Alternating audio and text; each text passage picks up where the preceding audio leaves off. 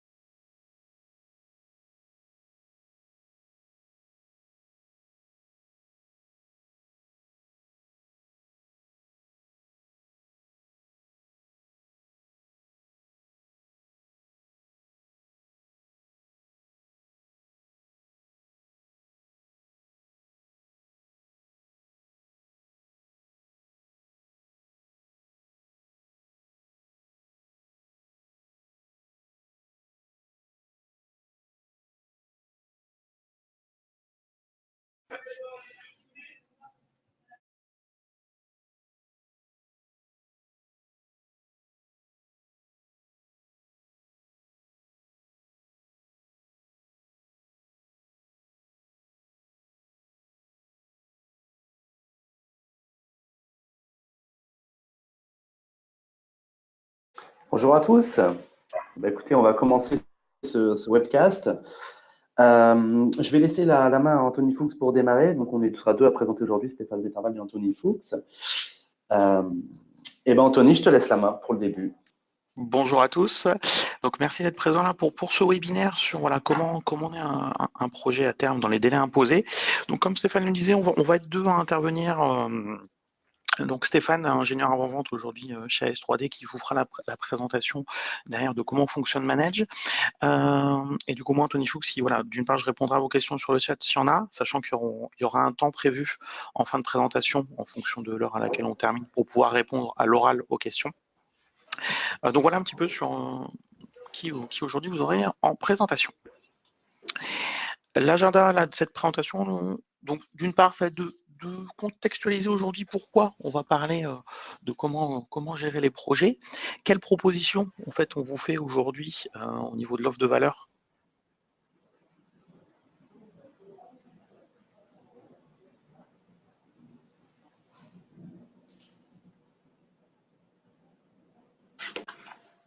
Ah, Anthony, on a peut-être perdu ton son.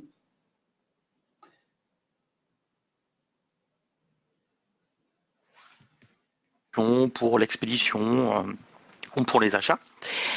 Comment on va pouvoir facilement savoir aujourd'hui où est-ce qu'on en est dans un projet et du coup connaître en temps réel l'état d'avancement d'un projet pour prendre les bonnes décisions au bon moment et pas attendre voilà, qu'il soit trop tard pour agir. Et enfin, comme je disais, un temps de questions-réponses. Donc voilà, l'idée c'est qu'on va enchaîner, c'est de se dire que aujourd'hui, quel est le constat qu'on fait aujourd'hui, c'est que les projets sont de plus en plus complexes avec de plus en plus de données à gérer. Vous connaissez peut-être la solution PDM qui permet de gérer toute la donnée technique. Aujourd'hui, ce qu'on se rend compte, c'est qu'on a besoin d'aller parfois un peu plus loin que gérer juste la documentation technique et de gérer vraiment comment les différents services vont communiquer entre eux, comment gérer des données qui ne sont pas forcément des données CAO. Et bien tout ça, ça va générer énormément de données supplémentaires, d'interactions supplémentaires. Et aujourd'hui, l'idée, c'est de pouvoir répondre à cette problématique-là. Comment ça va se baser? Ça va se baser sur 4 piliers.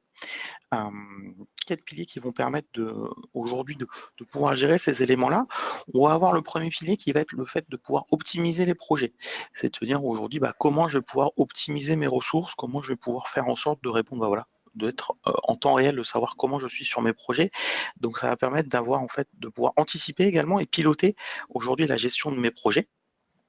Ça va me permettre également aujourd'hui, comme je disais, de gérer les différentes nomenclatures qui sont nécessaires en me basant potentiellement sur les nomenclatures CAO, et enfin de maîtriser des process qui sont un peu plus généraux que ceux qu'on peut voir par d'habitude au bureau d'études, des process que l'intégration d'une personne ou une demande de révision, voilà, un ECR, un ECO. Et l'idée, c'est de voir à travers un cas concret, là, donc sur le premier cas d'étude qu'on va étudier aujourd'hui, où Stéphane va reprendre la parole, c'est de voir un petit peu comment on va aller aujourd'hui, voilà, de la conception à la fabrication avec aujourd'hui 3 profils qui interagissent du coup dans cette évolution du projet. Stéphane en tant que chef de projet, Anthony en tant que dessinateur projeteur et Cyril plutôt en acheteur. Donc sur ça, je vais laisser la parole à Stéphane. Merci Anthony. Donc voilà, donc sur ce premier cas d'étude, l'idée ça va être d'ouvrir SolidWorks Manage et de faire un peu une overview sur cette heure. Cette heure-ci.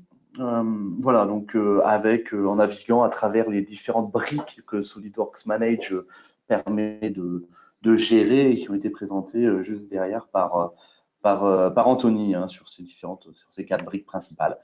Voilà, donc on va se mettre en tant qu'effectivement chef de projet. Je vais me connecter à SolidWorks Manage et je vais regarder déjà quand j'arrive dans SolidWorks Manage, qu'est-ce que je vais pouvoir y retrouver. On va commencer par la partie tableau de bord et la partie rapport associé à ça. Voilà. Alors, voilà, donc là, j'arrive dans SolidWorks Manage. Hein, donc, vous verrez plusieurs fois, je vais me connecter, déconnecter de SolidWorks Manage pour changer d'utilisateur. Hein. Bien évidemment, c'est quelque chose que je fais ici sur mon ordinateur puisque j'ai qu'un seul PC. Je vais naviguer entre les utilisateurs. Après, en toute logique, chaque utilisateur démarre sa session et se connecte sur Manage avec sa session. Voilà, moi, je vais un peu naviguer là-dedans. Donc voilà, donc on est dans l'interface de SolidWorks Manage. Donc, à quoi va ressembler l'interface de SolidWorks Manage? On va avoir donc ici sur la partie de gauche différents onglets qui vont nous permettre de naviguer entre les différents outils. Le premier qui m'intéresse, c'est la partie accueil. Quand j'arrive dans accueil, j'ai différentes catégories à cet endroit-là. Et la première catégorie qui va m'intéresser, ça va être la partie tableau de bord. Donc les tableaux de bord, c'est généralement ce qu'on va pouvoir lancer à notre arrivée, à notre ouverture de SolidWorks Manage, qui va permettre de rapidement visualiser toutes les choses qui nous intéressent suivant le rôle qu'on va avoir dans l'entreprise. Ici, je suis connecté en tant que chef de projet et donc un des tableaux de bord qui va m'intéresser, ça va être le tableau de bord des projets. Sachant que l'ensemble de ces différentes interfaces, là, différentes listes et indicateurs, sont personnalisables hein, et on va aller rechercher de l'information qui est dans Manage. Voilà, donc ici, qu'est-ce que je vais retrouver? Je vais différer mon tableau de bord projet. On peut avoir évidemment, si on le souhaite, différents autres tableaux de bord, hein, des tableaux de bord sur, on le verra après, les process de demande de modification et pourquoi pas des cartes interactives qui permettent de voir d'où proviennent, dans notre cas, hein, les différentes demandes de modification de pièces, voilà, les créations d'introduction de nouveaux produits, par exemple, qui est-ce qui a créé, qui est-ce qui a demandé les nouveaux produits, les nombres de fichiers dans SolidWorks PDM et dans quel état ils sont actuellement. Voilà, avec le nom du workflow, des choses comme ça. Et moi, celui que je vais commencer un peu à vous présenter, ça va être le tableau de bord des projets. Sur ce tableau de bord des projets, ce qui va être intéressant, c'est que ça va être interactif. J'ai cette vision qui est actuellement complète et je vais pouvoir, si je le souhaite, un peu filtrer suivant certains utilisateurs. Par exemple, je vais souhaiter voir effectivement le projet qui est en cours, qui est créer un nouveau produit pour une plus grande de marché, créer une nomenclature machine, voilà, ces différents projets, et du coup voir effectivement où est-ce qu'on en est, avec quels utilisateurs sont en train de travailler, quelles tâches sont associées à ce projet-là. Voilà, je peux voir effectivement que Michael Steves a fini une tâche et a une tâche actuellement en cours d'exécution. Je peux recliquer dessus pour encore plus filtrer et puis voir effectivement quelles sont ces deux tâches et les avoir ici sur la partie inférieure. Voilà, je peux enlever mes différents filtres et filtrer simplement sur les tâches qui sont en cours d'exécution, donc in progress. Bon, sur mon exemple, j'ai quelques éléments qui sont en anglais, et bien évidemment, tout ça, on le met en français généralement. Voilà, tous les éléments qui ne sont pas encore commencés et toutes les tâches qui sont complétées. Voilà, et donc avec ça, on va avoir une bonne vision de notre tableau de bord, et, enfin de ce qui se passe dans SolidWorks Manage. On va avoir ensuite d'autres onglets qui sont en dessous, qui sont ici un peu plus personnels, dans le sens où, par exemple, si je vais sur mon travail, je vais pouvoir avoir effectivement les projets qui me sont attribués, les process qui me sont attribués, les tâches qui me sont attribuées. Et généralement, la zone tâche, c'est vraiment la zone qui va intéresser les utilisateurs, par exemple du bureau d'études ou différents services qui vont se connecter le matin, qui vont arriver dans cette interface-là et qui vont voir effectivement toutes les tâches qui leur sont assignées. Mais on y reviendra juste après là-dessus. Ok, Donc moi, effectivement, donc là, c'était cette première partie sur tableau de bord. Et donc nous, ce qu'on va commencer un peu à regarder, c'est la partie gestion de projet. Donc comme ce que je disais, je suis chef de projet et j'ai quelques projets en cours. Voilà, par exemple, ici, c'est la liste des projets qui sont dans l'entreprise. Et on voit qu'effectivement, sur ces listes de projets, on peut voir les noms des projets, le manager. Donc, on voit que moi, je vais gérer ces projets-là. Donc, à tout moment, vous pouvez mettre des filtres pour filtrer simplement sur vos projets à vous, les clients associés, les dates de création et les dates de modification. Et si on va plus loin, on aura aussi le statut, enfin, voilà, tout type d'informations. Toutes ces colonnes qu'on voit ici, elles sont personnalisables. Donc évidemment, moi, c'est moi qui ai décidé que je voyais toutes ces informations ici et que j'avais besoin des informations du client, du project manager et ce genre de choses. Alors, tout ça, c'est complètement personnalisable. Alors, moi, ce que je regarde, j'arrive et je reviens de vacances, il est septembre, je veux voir un peu ma planification des projets et voir où est-ce qu'on en est sur à peu près tout ça. Parce qu'avec mes vacances, j'ai un peu oublié où est-ce qu'on en était. Donc, je regarde ça et qu'est-ce que je peux voir? Je peux voir que sur l'ensemble des projets, il y a des projets qui sont finis, là, début août, des projets qui ont bien avancé pendant la période d'août, voilà. Et je peux voir qu'effectivement, comme j'étais pas là, visiblement, mon projet 464, qui est propulsion du mountain scooter, par exemple, je peux afficher le responsable de projet, donc c'est bien moi le responsable de ce projet-là.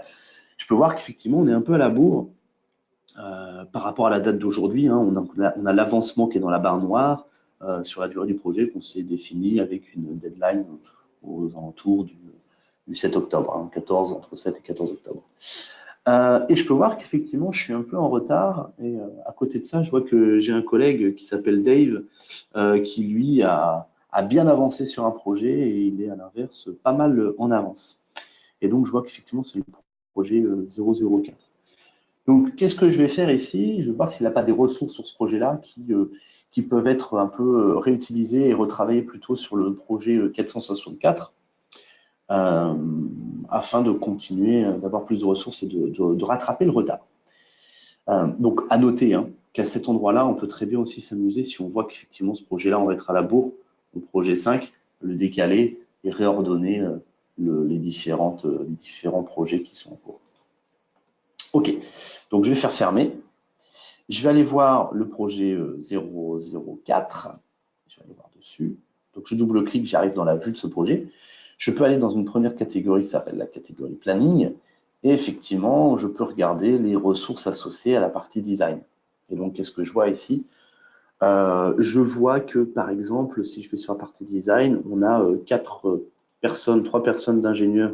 Peut-être que Cyril Diagory n'a rien à faire ici pour la partie design, mais il y a trois, en tout cas, ingénieurs qui pourraient m'intéresser à utiliser, en tout cas, à faire travailler sur mon projet. Et donc, hein, je peux aller voir effectivement Michael Steves, les tâches qui lui sont associées, voir s'il a beaucoup de choses en cours, ce genre de choses. Voilà. Donc, je vais aller voir Michael Steves. Pour faire ça, je peux retourner par exemple hein, sur mon tableau de bord. Je vais aller filtrer sur Michael et je vois qu'effectivement, il a deux tâches complètes. Il a une tâche qui est en cours de travail. Cette tâche-là là, qui est en cours de travail, je vois qu'elle est finie à 75%. Donc, je pourrais très bien imaginer que là, il a bientôt terminé et qu'il sera peut-être disponible. Il n'y a plus rien de prévu. On voit bien qu'il n'a pas de tâches qui ne sont pas encore commencées. Il n'a plus de tâches de prévu, donc je peux très bien l'associer et l'assigner à mon projet. Donc, c'est ce que je vais faire. Je vais aller sur mon projet qui s'appelle Propulsion du mountain scooter. C'est celui-là, mon projet qui est un peu à la bourre. Je vais aller sur la partie planning. On voit que la partie design aurait déjà dû être finie. Je vais sur la partie design et là, je vais aller dans les ressources et je vais pouvoir aller ajouter une ressource. Alors, il faut d'abord que j'extrais mon projet. Je vais dans la partie ressources, je fais ajouter et là, je vais aller chercher Michael. Tac. Voilà. Donc, on a rajouté Michael pour qu'il puisse un peu travailler, qu'il puisse être une ressource dédiée à la partie design à cet endroit-là. Ensuite, sur la partie design, je vais pouvoir aussi aller rajouter des tâches. Hein. Donc, juste pour vous montrer, hein, c'est pour chaque phase qu'on va pouvoir créer des tâches. Hein. Et puis, si j'ai besoin de créer une nouvelle tâche, une nouvelle phase, je la rajoute ici. Donc sur la phase design, je vais créer des nouvelles tâches. Donc je vais faire nouveau. J'ai cette fenêtre qui s'ouvre qui me permet de créer toutes les informations qu'on souhaite faire pour créer la tâche. Par exemple, ça va être création de la pièce de liaison aux roues. Allez, on va faire ça comme ça.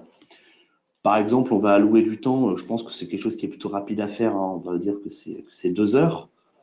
On va dire qu'il faudrait la commencer en septembre. Bah, idéalement, il faudrait commencer ça cet après-midi. On va mettre ça à 14 heures. Voilà, et jusqu'à 16 heures, par exemple. OK. On peut mettre un rappel s'il le faut, hein, à l'utilisateur associé. On va pouvoir aller rajouter du détail de la tâche. Donc, créer une pièce en acier. Voilà. Ça peut être, attention, les dimensions. Enfin bref, on peut mettre ce qu'on veut sur les détails de la tâche. On peut aller rajouter des remarques si on le souhaite. Donc là, plus un champ de texte qui est un peu plus libre, hein, on va pouvoir mettre un peu de mise en forme si on le veut, hein, et ainsi de suite. Voilà. Et surtout, ce qui est très important, ça va être surtout sur la partie inférieure, vous allez pouvoir associer des pièces et des articles. Donc là, moi, je vais pouvoir faire plus ici. Et en pièce 20, je vais pouvoir aller chercher le fichier associé. Voilà, par exemple, c'est sûr, dans ce dossier-là, ça va être mon sous-assemblage qui est celui-ci. Je vais faire ajouter et fermer. Voilà. Et là, j'ai plus qu'à faire attribuer à et je vais mettre ça par exemple à Anthony. Voilà, ça pourrait être mon Michael tout à l'heure, mais tout à l'heure, je vais me connecter en Anthony. Donc, je vais aller choisir Anthony à cet endroit-là. OK. Et je vais faire enregistrer et fermer. Voilà. Et donc, j'ai créé une nouvelle tâche. Les différentes tâches, on peut imaginer qu'effectivement, elles avancent. Et si elles avancent, donc on va pouvoir renseigner sur ces différentes tâches le pourcentage terminé. Et du coup, on va voir qu'effectivement, ça va avancer. Et toutes ces choses-là, à chaque fois qu'on viendra terminer des tâches, ça avancera. Donc, si je viens marquer comme terminé une des tâches, voilà, je vais juste le recalculer tout de suite. Vous voyez que c'était à 52, ça vient de passer à 72% peut-être, par exemple, parce qu'effectivement, il y a des tâches qui a avancé.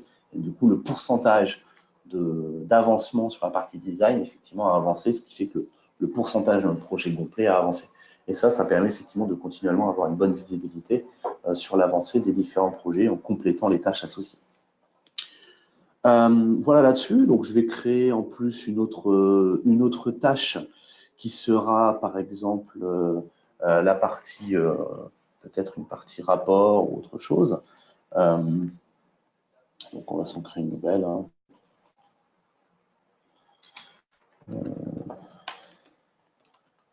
Voilà, ainsi de suite. Ainsi de suite.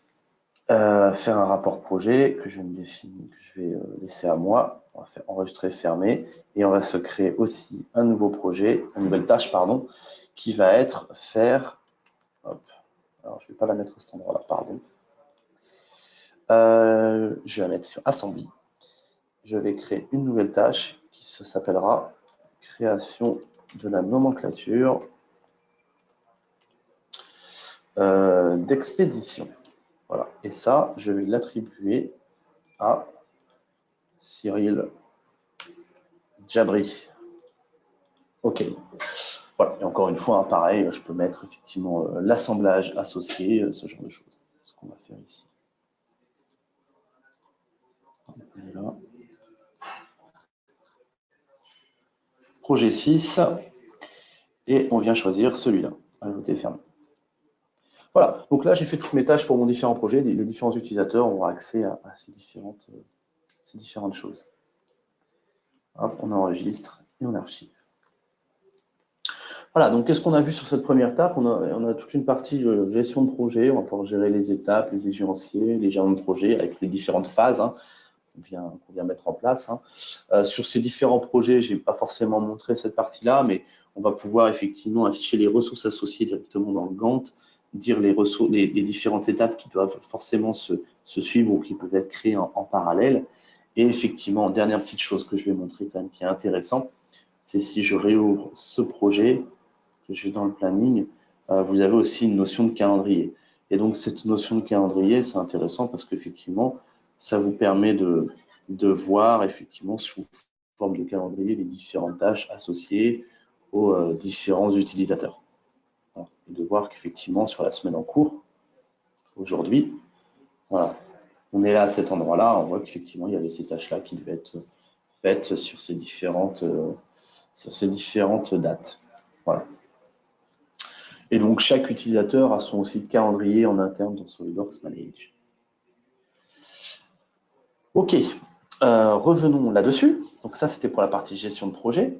Donc, ce qu'on a fait aussi, c'est qu'on a défini des tâches pour les différents utilisateurs pour suivre l'avancée des projets. On va créer un reporting projet et on va voir qu'on va lier ces différents articles ou fichiers ou livrables à notre projet. Alors, continuons là-dessus. Donc moi, toujours en tant que chef de projet, il y a une chose que je vais devoir faire. Par exemple, je vais devoir faire une réunion d'avancement de projet avec différents interlocuteurs. Et comme support d'avancement de réunion de ce projet, ce que je vais fournir, ce que je vais générer, ça va être un fichier Word. Ce fichier Word, je vais pouvoir en tout cas me faire une base grâce à différents outils qui sont inclus dans Manage. Et un des premiers outils, ça va être la création de rapports en automatique. Donc ça peut être des rapports sur des ensembles, sur des assemblages, sur des process, ici sur des projets. Donc ce que je vais faire simplement exécuter. Il vient me créer donc ce rapport avec par exemple toutes les tâches qui sont en cours, qui sont terminées, tout ça. Pareil sur les différentes phases. Tout ça, c'est complètement éditable, hein, donc on fait apparaître ce qu'on veut à ce niveau-là.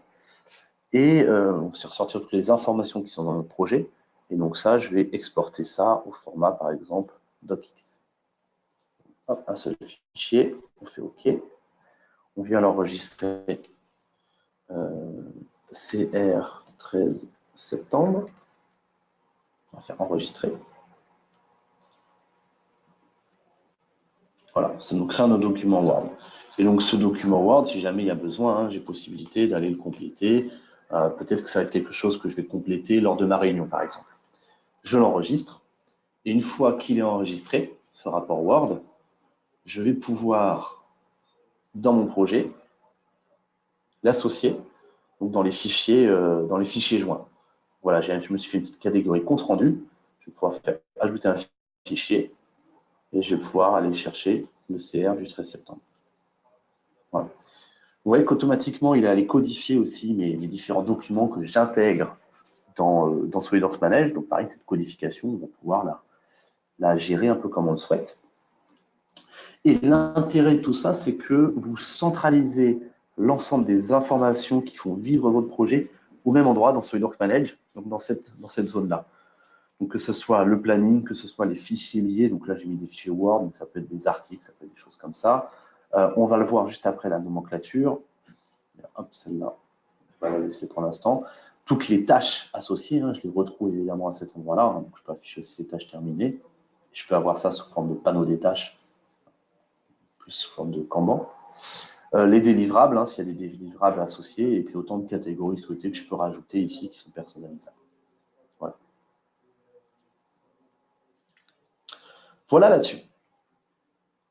Donc, qu'est-ce qu'on a pu voir, effectivement, c'est qu'on a utilisé des tâches utilisateurs pour suivre les avancées des projets, on a créé du reporting et on vient de lier des articles ou des fichiers ou des livrables à notre projet. Donc, tout est centralisé. Maintenant, on va se connecter avec un autre utilisateur et ça va être par exemple l'utilisateur Cyril.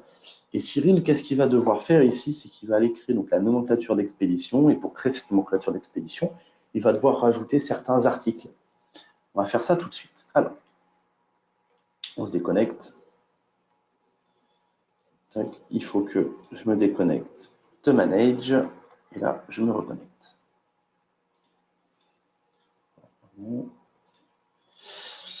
Hop, il est où mon Manage? Il est ici. Donc, j'avais dit que je me connectais en tant que Cyril. Cyril, donc, c'est notre acheteur. Hein.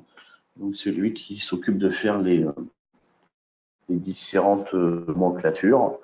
et il va intervenir dans le projet. Et si vous vous rappelez, ce que j'ai fait tout à l'heure, c'est que je lui ai défini une tâche à Cyril. Je lui ai dit défini une tâche dans mon projet qui est création de la nomenclature d'expédition, attribuée par voilà, Stéphane Vetterval et qui m'est attribuée à moi. Je double-clique dessus. Et effectivement, on peut voir que la pièce liée, c'est ça. On peut avoir tous les détails de la tâche à cet endroit-là. Moi, qu'est-ce que je vais faire si je dois créer cette nomenclature? Je sais par exemple que pour faire des nomenclatures d'expédition, ce qu'on va utiliser comme élément, ça va être des éléments de packaging. Et si je regarde mes éléments de packaging, je vais avoir des cartons, je vais avoir du papier bulle, de la mousse, des choses comme ça. Moi, je sais que j'ai reçu des nouvelles mousses qui vont être utilisées pour le packaging de cette pièce, qui est la propulsion de mon tennis scooter. Et donc, je vois qu'il manque l'article, il n'a pas encore été créé. Donc, je vais pouvoir créer ce nouvel article dans SolidWorks Manager. Donc, je fais nouveau. Ici, je vais choisir le type d'article que je souhaite créer. Par exemple, ça va être du packaging. Et si jamais c'était du matériel, vous voyez, effectivement, les champs ici vont changer. Si c'est du HT, on va voir qu'il y a une zone supplémentaire qui apparaît. Voilà, moi, c'est bien du packaging. Et donc, la codification aussi, elle s'adapte. Voilà, donc là, ici, ce que je vais créer comme article, ça va être une mousse prédécoupée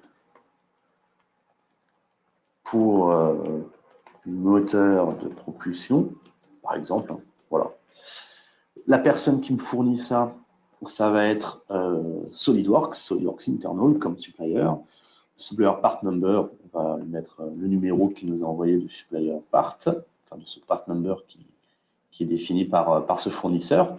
Le coût, je sais que je l'achète unitairement, cet élément-là, 5 € par exemple. Et voilà, on est bon. Et donc là, ça me convient, hein, je vais faire enregistrer. Voilà.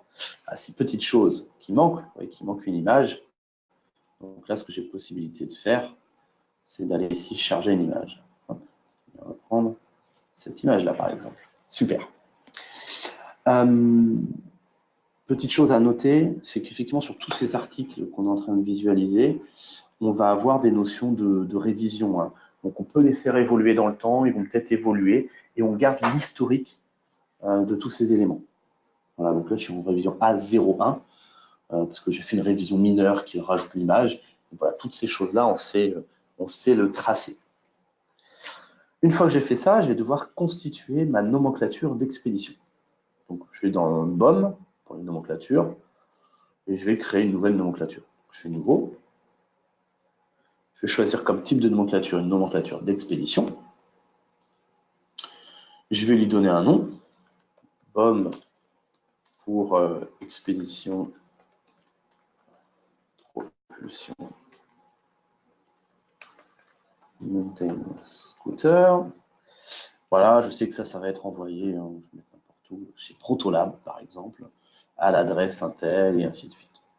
On peut renseigner tout ça. Je fais enregistrer. Et maintenant, ce que je vais faire, je vais pouvoir aller dans la partie nomenclature et je vais pouvoir faire ma nomenclature. Donc, effectivement, on peut imaginer, dans mon cas ici, ça va pas trop, je ne vais pas le faire, mais on peut imaginer faire des variantes de nomenclature. Par exemple, si c'est une nomenclature d'expédition pour les États-Unis, l'Europe, Canada, où ça a peut-être été des nomenclatures distinctes. Voilà, moi je vais juste faire, par exemple, Europe. Je vais faire modifier. Je vais aller ajouter. Et ce que je vais aller chercher, c'est ma nomenclature CAO, qui est mon assemblage. Voilà, celui-ci. Je fais ajouter. Donc, vous voyez que derrière, ça a bien rajouté ma nomenclature CAO avec mon assemblage. Cependant, ma nomenclature d'expédition ne contient pas seulement mon document d'assemblage, ça va contenir aussi tous les éléments de packaging. Et donc, justement, cette mousse prédécoupée, il faut que j'en ajoute une. Il faut que j'aille chercher le bon carton qui va bien avec, par exemple, on va dire que c'est celui-ci. Je l'ajoute. Je vais les rajouter, par exemple, je sais que ce qui est manquant, c'est du câble. Il faut en mettre 5. 5 câbles voilà, de celui-ci. Ajouter. On va devoir en mettre 2 comme ça. Ajouter. Et il manque, je sais, un composant électrique, que c'est Electrical Plug, voilà, simplement la prise électrique aussi. Et là, il en faut une. Allez, et on est bon. On peut faire fermer. Et j'ai constitué ma nomenclature d'expédition. Cette nomenclature d'expédition, je vais enregistrer ça, je vais archiver ça. Voilà, donc j'ai bien créé ma nomenclature d'expédition qui est la nomenclature SHP07, voilà, qui est celle-ci. Cette nomenclature d'expédition, maintenant, je peux aller l'associer à mon projet. Je vais dans la partie projet. Je vais chercher mon projet TN Scooter, nomenclature, ajouter. Et là, je vais chercher ma nomenclature d'expédition qui est celle-ci. Voilà. Et donc, j'ai ma nomenclature d'expédition qui se retrouve à cet endroit-là, qui est associée. Et on est bon. Je viens l'archiver. Voilà. Et donc, du coup, dans notre projet, c'est là où on va vraiment trouver toutes les informations. Donc, les références à ces nomenclatures et ainsi de suite. Voilà là-dessus. Donc, qu'est-ce qu'on a pu voir ici? C'est que on a regardé comment créer un nouvel article. Donc, qu'on a créé directement dans la liste des documents. Hein. Donc, pour les articles, hein, vous voyez qu'il y a différentes catégories. Hein, je suis passé un peu vite, mais documents et articles, pour gérer tout ce qui est les fichiers, qui soient dans PDM ou les articles qu'on vient créer, et ainsi de suite. Projet, pour avoir la liste des projets qui sont en cours. Alors là, on voit qu'il y a différents filtres. Hein, les projets en cours, ceux qui sont en train d'être fabriqués, tout ça. Voilà. Donc, on a pu voir effectivement qu'on a créé ces articles, on a lié ça avec une nomenclature. Ce que je n'ai pas montré, mais on peut aussi gérer, si on le souhaite, des dates d'effectivité. Donc, ça aussi, c'est important. Hein. Si on sait qu'on a certains éléments qui sont effectifs seulement sur une certaine durée et qu'on doit signaler cette chose-là. Voilà là-dessus. Donc, maintenant, on va passer sur un deuxième cas d'étude. Et le deuxième cas d'étude qu'on va prendre en compte, c'est la demande de modification. Donc cette fois-ci, là, j'avais Stéphane, chef de projet, et Cyril, l'acheteur, qui faisaient ces démarches-là. Et là, on va un peu plus faire travailler aussi Anthony, qui a constaté que sur une des pièces, on a un problème, il va falloir rajouter un perçage parce qu'effectivement, ça empêche le déplacement, le mouvement de notre ensemble. Voilà. Donc Anthony va se connecter et il va aller faire une demande de modification sur une pièce qui est peut-être déjà envoyée en production, qui est peut-être déjà en assemblage, voilà, donc qui n'a peut-être pas encore été délivrée aux clients finaux. Donc on va faire ça. Donc on va gérer des processus. Alors, pour faire ça, je me déconnecte. On se déconnecte complètement de Manage et on se reconnecte cette fois-ci avec Anthony.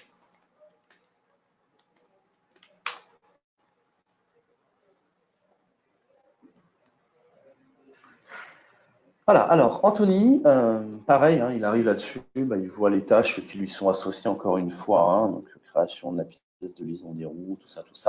Et lorsqu'il a créé, là il est en cours de création sur l'élément de fixation, par exemple, hein, on peut voir qu'effectivement,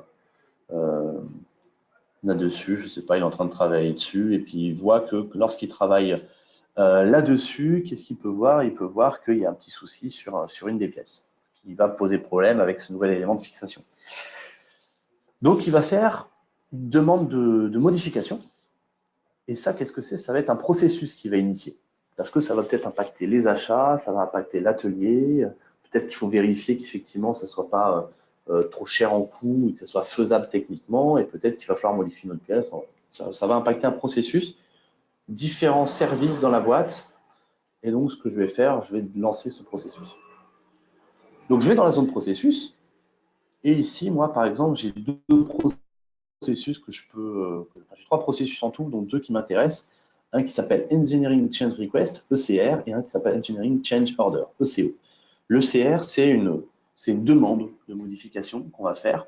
Et cette demande de modification, si elle est acceptée, elle va créer un ECO qui est l'ordre de modification.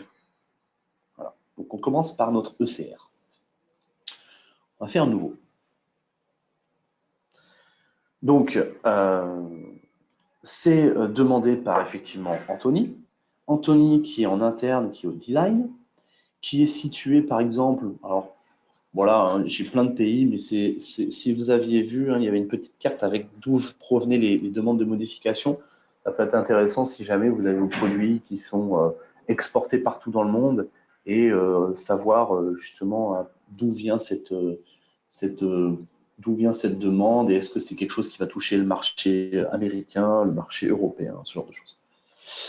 La description. Donc, par exemple, la description, ça va être perçage à rajouter afin de permettre le mouvement de la pièce Y. Voilà. Raison du changement, ça va être une raison opérationnelle par exemple. Hein. Donc ça, c'est des listes déroulantes, encore une fois, qui sont personnalisables, hein, évidemment. Toute l'interface, tout ce qu'on a comme formulaire ici est personnalisable. Et la célérité, elle est plutôt élevée parce que du coup, l'élément, il ne fonctionne plus, il ne perd plus sa mobilité initiale. Et donc, si c'est bon, je vais faire envoyer à l'étape suivante. Voilà. Je l'envoie à l'étape suivante, et quand on envoie à l'étape suivante, là, moi, je vais rester sur le même utilisateur pour que ce soit plus simple, mais on pourrait imaginer que l'évaluateur désigné, ce ne soit pas forcément Anthony, mais quelqu'un d'autre. Voilà. Et donc, bon, là, je reste en Anthony, hein, je fais accepter le processus. C'est bien validé sur Anthony, du coup. Mais du coup, une fois qu'on a validé ce processus, qu'est-ce qu'on va avoir? On va devoir renseigner deux champs supplémentaires, les faisabilités techniques et le coût. Et en fait, quand on a fait ça, qu'est-ce que ça vient faire? Ça vient créer deux tâches supplémentaires. Des tâches qui sont de faire l'étude de faisabilité et l'étude de coût. Ces tâches-là, si je double-clique dessus, hein, je peux très bien dire, OK, bah, par contre, pour l'étude de faisabilité, moi, techniquement, je ne saurais pas le faire, et donc je peux très bien aller attribuer ça à quelqu'un d'autre s'il le fallait, qui lui, du coup, aurait cette tâche associée, et il irait renseigner les informations qu'il faut. Donc, moi, je vais rester avec le même utilisateur, mais du coup, voilà, j'ai ces deux tâches qui sont créées, qui me sont attribuées, qui apparaissent dans mes tâches de la journée. Hein. Moi, ce que je vais faire, bah, je vais compléter l'étude en utilisant le template Word et je vais l'attacher à l'ECR. Et donc, l'ECR, c'est le processus que je suis en train de faire en cours. Voilà. Donc, j'ai ces deux tâches à faire et j'ai aussi celle-ci qui est, pareil, faire une analyse de coût et pareil, attacher cette analyse de coût à l'ECR. Donc, imaginons que j'ai fait cette première chose-là, j'ai fait l'analyse de coût. J'ai fait l'analyse de faisabilité. Maintenant, ce qui va me rester à faire, c'est attacher l'étude à mon ECR. Comment je fais ça? Je vais dans le Related File, donc les fichiers joints. Et donc ici, je vais pouvoir aller attacher les fichiers. Et donc, je fais le petit plus et là, je vais chercher, par exemple, mes documents. Mes documents, ça tombe bien, ils sont ici. Je vais ouvrir. Voilà, et j'ai pu attacher mes deux documents qui sont les documents d'estimation de coût et les documents d'estimation de faisabilité. Je retourne dans mes tâches. Hein. Et ces tâches-là, bah, ce que je peux faire, je peux cocher ça. Je peux faire marquer comme terminé. Pareil, hop, marquer comme terminé. Voilà, j'ai fait mes tâches. Les fichiers sont bien associés. C'est des fichiers Word. Et dans les propriétés, pour envoyer au process suivant, à l'étape suivante, hein, je vais quand même aller compléter la faisabilité technique, bah, c'est modéré. Et le coût, bah, par exemple, on sait que ça va impacter quand même pas mal de pièces existantes. Donc, c'est un coût, je ne sais pas, on va mettre de 5 000 €. On passe à l'étape suivante. Ici, ce qu'on va définir, c'est la personne qui va valider l'ECR ou non. Et donc, qu'est-ce que ça veut dire qu'il valide l'ECR ou non? C'est que si jamais l'ECR est validé, ça veut dire qu'on va faire cette modification, qu'on approuve qu'on doit faire cette modification. Et si on le rejette, ça veut dire qu'on ne fera pas cette modification parce que peut-être ça coûte trop cher, c'est trop compliqué techniquement. Il faudra trouver une autre solution. Donc, la personne qui devra valider que c'est possible et qu'on doit le faire, on vient le choisir dans une liste déroulante, hein, par exemple. Donc, ça pourrait être le chef de projet, par exemple. Ici, pour des questions de simplicité, hein, moi, je vais aller choisir de nouveau Anthony, comme ça on reste sur le même utilisateur. Je fais OK. On peut mettre plusieurs personnes hein, qui doivent valider. Et on peut imaginer qu'il faut que toutes les personnes valident pour que ça soit correct. Et donc là, bah, la personne qui doit valider, bah, elle approuve ou elle rejette. Hein. Donc là, on va approuver, elle met son commentaire pour la modif. Et on peut envoyer à l'étape suivante. On peut faire oui. Tac. Et là, notre ECR, bah, il passe en terminé. Hein. Et vous voyez que tout s'est complété. On a effectivement OK pour la modif. On a la date, la personne qui l'a approuvé, les personnes qui ont évalué, les personnes qui ont fait la demande. Voilà, toutes les informations sont bien tracées dans cet ECR. Et en fait, quand j'ai fait cet ECR là, le 0139, en terminant cet ECR, ça m'a créé un ECO. Voilà, vous voyez que l'ECO 104 qui vient de se créer, qui porte le même nom, perçage à rajouter afin de permettre les mouvements de la pièce Y. Donc pareil, celui-là, l'ECO, maintenant cette fois-ci, c'est l'application de la demande. Donc on va vraiment faire la modification. Et donc c'est un autre process qui se lance et qui va aller, encore une fois, peut-être impliquer différents utilisateurs. Donc par exemple, on va peut-être aller assigner l'ingénieur qui devra faire la modification, qui devra effectivement concevoir la pièce modifiée. Donc là, effectivement, on peut aller mettre, c'est notre Michael de tout à l'heure, par exemple, qui devra le faire. On peut imaginer qu'on ait plusieurs types d'ordre de modification. Donc les différents types, si je vais dans la partie l'onglet history, là on n'avait pas vu ça encore, on a un diagramme qui nous représente le cheminement de ce process. Et on voit qu'on a un process express sur la partie supérieure et un process standard sur la partie inférieure. Process standard qui va impliquer une revue de plan, une revue de changement, tandis que le express, c'est un process qui implique moins d'étapes, moins de monde et qui est plus rapide, où là, effectivement, il y a juste une modification et directement validée en une seule étape. Voilà. Donc à nous de choisir le process qu'on souhaite utiliser. On va essayer de rester sur le express. On met les informations sur le détail du changement. On vient dire qu'est-ce qui va se passer, par exemple, pour les éléments qui sont en cours de design. Est-ce qu'on doit les modifier? Est-ce qu'on doit les utiliser? Donc on doit les modifier. Les éléments, la pièce concernée qui va être modifiée, celles qui sont sur le terrain, qu'est-ce qu'on doit en faire? On va devoir les utiliser telles quelles. On ne va pas les changer, celles qui sont déjà envoyées au client peut-être. Par contre, celles qui sont commandées, là, peut-être qu'effectivement, on va les jeter et puis on va en commander des nouvelles, par exemple. Voilà, on fait l'étape suivante. Oui. Voilà, et du coup, vous voyez que du coup, il y a des nouveaux éléments qui sont disponibles avec les personnes qui doivent valider et ainsi de suite. Et donc là, vous voyez, quand j'ai fait accepter, je vais le refaire pour vous. Là, quand je fais accepter, qu'est-ce qui se passe? Il me dit que je ne suis pas autorisé à le faire, puisqu'effectivement, la personne qui doit le faire, c'est l'ingénieur assigné qui est Michael. Voilà. Donc là, c'est à Michael cette fois-ci de faire la suite. Et c'est pour ça que je me suis mis sur Michael, parce qu'on va s'arrêter là sur le process, puisqu'après, c'est toujours le même principe. Voilà. Et donc, qu'est-ce qu'on peut retenir sur ces process? Donc, l'idée, c'est qu'effectivement, ça va toucher à différents processus métiers. Donc là, on a vu effectivement un ECR, ECO, donc des demandes de modification.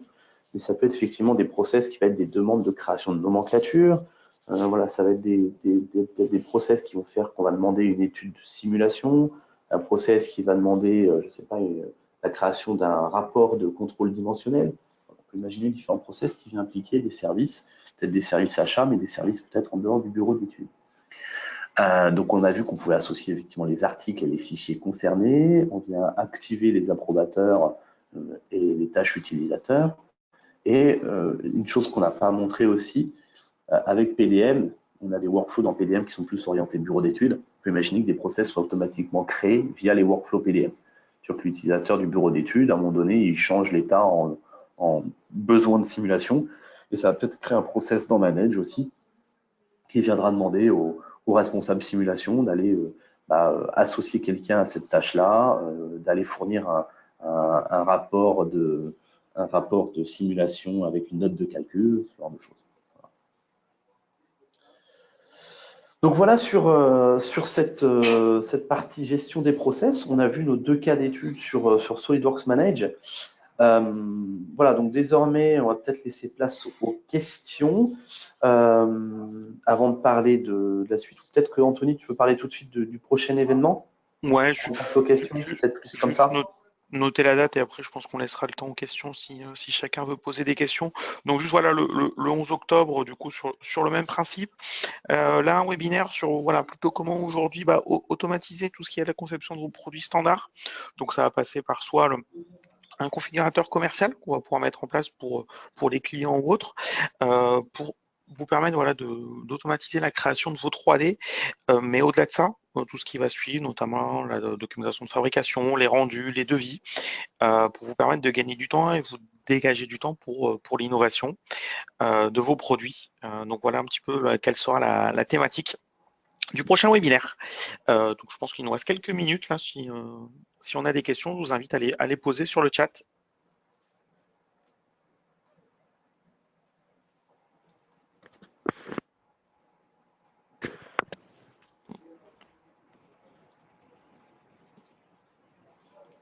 Pas de questions apparemment.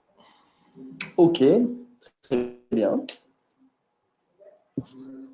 Ah, peut-être une question. Non, c'est bon. Ok, bah écoutez, effectivement, j'ai l'impression qu'il n'y a pas de questions. Bah, écoutez, très bien. Bah, j'espère que ça aurait été intéressant pour tout le monde. Voilà, donc Ah, c'était on a une question. Ah, il y a une question. Ça- Alors, comment calculer le temps réel d'une tâche? Effectivement, c'est une chose dont on n'a pas forcément trop parlé. Euh, Ce que vous avez en plus au niveau de l'accueil, vous avez quelque chose qui s'appelle relevé de temps. Et donc, au niveau des relevés de temps, vous pouvez faire effectivement des tableaux de relevé de temps où vous allez effectivement dire j'ai travaillé sur tel projet, sur la phase design, et j'ai travaillé ensuite sur telle tâche. Donc, vous allez rajouter les tâches sur lesquelles vous avez travaillé, combien de temps, et ainsi de suite. Et ça vous permet effectivement de vraiment avoir le temps réel que vous avez passé sur chaque tâche. Donc là, c'est un outil qui vous permet de faire cette chose. Alors vous avez ça et vous pouvez également dire un exemple. Si vous avez une tâche où vous avez estimé qu'elle représentait 20% du temps du projet et que le projet était à 100 heures, si vous dites j'ai terminé cette tâche-là, il va vous appliquer 20 heures sur ce projet-là, le ratio. Vous pouvez choisir entre un système déclaratif ou un système proportionnel déterminé dès le départ. Mais ça, c'est voilà, c'est un choix sur le projet. Ouais. On avait également une question là sur aussi la partie classification et complément. Alors, je l'ai peut-être raté. On peut en Juste déduire avant. que SolidWorks Manage est à la fois un logiciel de gestion de projet, mais aussi classification et complément. Classification, bah, ça va être sur la partie gestion d'articles, effectivement. Hein, c'est bien, c'est bien. Manage, ça n'est pas que de la gestion de projet. Hein, c'est une grosse partie de la partie manage qui était manquante à SolidWorks PDM et aussi la partie gestion des articles. Donc, je pense que c'est ça que vous entendez par classification. Et effectivement, ça va très loin sur cette partie-là. Complément, je vois pas forcément ce que vous voulez dire par complément. Ouais, pas pareil. On peut aussi en Non. déduire qu'on peut écrire des produits avec des nomenclatures associées, aller-retour, devis, développement. Oui, tout à fait, tout à fait. Bonne remarque par rapport à ça. Si je prends une des nomenclatures, je suis sur une nomenclature de kit, par exemple, vous pouvez créer un rapport et le rapport, ça peut être un devis. Bon, moi, je ne l'ai pas ici dans mon exemple, mais ça peut être effectivement un devis. C'est peut-être pas forcément le plus parlant. Est-ce que j'en ai un plus intéressant? Mais faire effectivement un peu sous forme de devis, ouais. Tac. Ouais, on a quelque chose comme ça. Alors, on va voir si c'est. Bon, c'est pas forcément le bon exemple, mais on a la possibilité de créer des rapports qui peuvent être effectivement des AR, des devis, des développements, voilà, ce genre de choses. Euh, Ensuite, les articles créés et mis en nomenclature, comme le carton, le câble, sont-ils propres à Manage ou en lien avec notre ERP? En fait, ce qu'il va falloir qu'on fasse à un moment donné, c'est définir quel est l'outil-maître. L'outil-maître, généralement, ça va être, si on met en place un SolidWorks Manage pour la gestion des articles, ça va être SolidWorks Manage. Après, effectivement, on peut aller lire les articles depuis un ERP. Mais pour le coup, effectivement, c'est plus dans ce sens-là, parce que Manage lui va permettre effectivement de faire des process associés aux nomenclatures, ce que généralement les ERP ne font pas. Voilà. Donc après, il faut voir les périmètres fonctionnels des outils et voir lequel est le plus adapté pour faire la gestion des articles, des nomenclatures, des process. Alors, existe-t-il un moyen de gérer les absences des collaborateurs dans les plannings par rapport au RH? Oui, alors tout à fait. Il y a une chose que je n'ai pas présentée. Pourquoi je ne l'ai pas présentée? C'est parce qu'effectivement, elle est encore en version bêta sur la version 2019. Logiquement, en version 2020, vous avez un outil de vue de planning et de gestion des absences, des collaborateurs, tout ce genre de choses. Voilà. Je n'ai pas pu le montrer parce que je suis en version 2019, mais en version 2020, c'est quelque chose qui va arriver, cette partie-là. Ce n'est pas encore présent dans Manage en version 2019. Alors ensuite, on a sur le ERP. Alors Manage n'est pas un ERP, hein. Ah oui, Manage va plutôt effectivement. s'approcher d'aujourd'hui d'un PLM en termes d'outils, si on doit lui donner Voilà. un comparatif. Et après, par contre, tout ce qui est dashboard, tout ça est paramétrable. Ouais. Donc, Alors, une question effectivement sur les fichiers que j'ai joints et qui sont, est-ce qu'ils sont dupliqués dans le PDM ou directement utilisés dans son emplacement comme vous l'avez fait? Ils ne sont pas dupliqués dans PDM. Euh, ils sont bien effectivement utilisés à l'emplacement que je les ai définis. Euh, Plusieurs choses en fait. Soit effectivement vos fichiers Word, vous souhaitez juste l'insérer comme je l'ai fait dans un projet et il n'est présent que dans le projet. Soit vous voulez effectivement que c'est quelque chose que vous allez réutiliser, que vous voulez définir comme étant un article, et donc vous créez un article et vous lui associez le fichier Word. Soit effectivement c'est quelque chose que vous voulez plus intégrer au niveau du bureau d'études, et donc vous pouvez l'insérer dans PDM, et là il sera visible depuis Manage, euh, depuis Manage pour aller le chercher dans PDM. Voilà. Donc en fait ça dépend de sa gestion qu'on doit en faire et son périmètre en fait au fichier Word. On va pouvoir le mettre en fait à trois endroits distincts. Mais il n'est pas dupliqué en tout cas.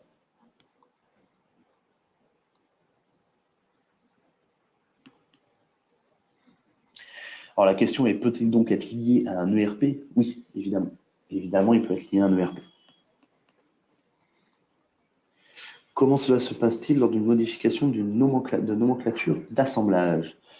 Et ben, écoutez, ce qui va se passer, c'est suivant les process que vous voulez établir, on peut définir qu'il y a un workflow qui vienne que lorsque la nomenclature CAO est modifiée, nomenclature d'assemblage est modifiée, ça vienne effectivement créer un process modification d'expédition, des nomenclatures d'expédition, des nomenclatures de kit, ce genre de choses, pour que les bons utilisateurs aient aussi la nécessité de vérifier ou de modifier les nomenclatures associées, qui sont plus forcément les nomenclatures d'assemblage, mais peut-être des nomenclatures autres. Donc l'idée, toutes ces questions hein, sur effectivement les modifications, ça va générer des process qui permettent de notifier les utilisateurs qui ont besoin d'être notifiés.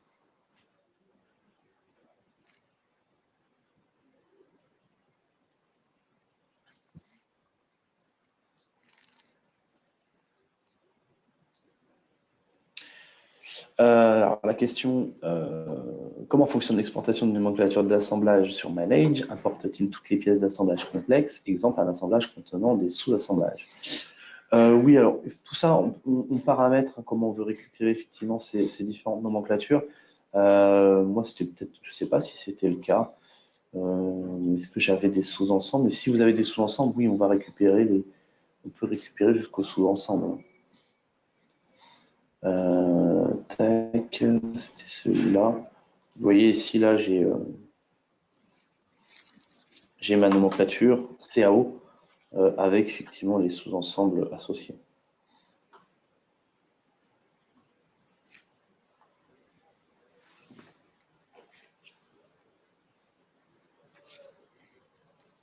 Et il y avait une petite question précédente qui était pouvons-nous intégrer la pièce 3D susceptible d'être modifiée?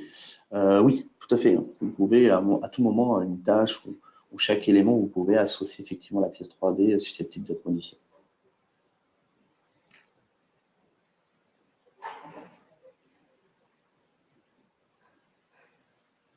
Voilà, après, effectivement, par rapport aux nomenclatures, une fois que vous avez importé votre nomenclature, CAO pour en faire une nomenclature d'expédition, ce genre de nomenclature, une autre nomenclature de kit, vous pouvez les retravailler ces nomenclatures.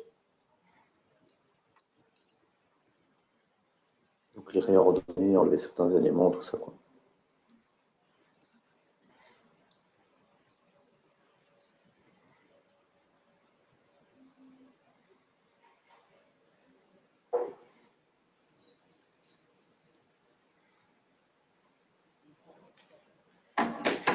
Oui, de toute façon, le Alors, RP, effectivement, ouais, tu voulais dire, Anthony? non, mais Répète, je voulais simplement dire, ouais, l'idée, comme disait Stéphane, c'est d'uniformiser l'information. Donc, comme disait Stéphane tout à l'heure, c'est plutôt une fois que vous avez choisi là où est l'information, bah, on va le lier avec l'autre système d'information. Donc, l'idée, c'est justement d'éviter ces doublons, en fait. Si c'est votre ERP qui doit générer au départ ça, bon, on va le lier avec votre ERP. Mais en tout cas, c'est sûr que le RP, il reste indispensable pour la gestion des ordres de fabrication, puisque Manage ne fait pas cette partie-là. Mais effectivement, après, la différence, c'est qu'aujourd'hui, on vient souvent parfois constituer les nomenclatures dans dans le RP, on vient créer les articles dans le RP. L'idée, ça peut être de créer les articles et les nomenclatures dans.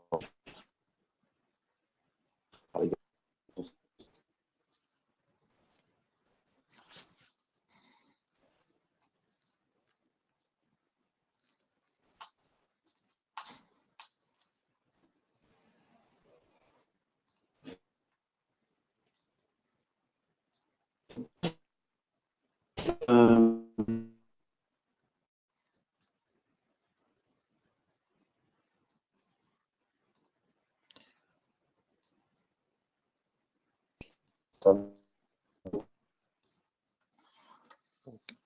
Je pense que Stéphane, on t'entend mal. S'il n'y a plus d'autres questions, on va laisser quelques secondes si jamais quelqu'un a une dernière question. Sinon, on va pouvoir fermer cette présentation. Et rendez-vous le 11.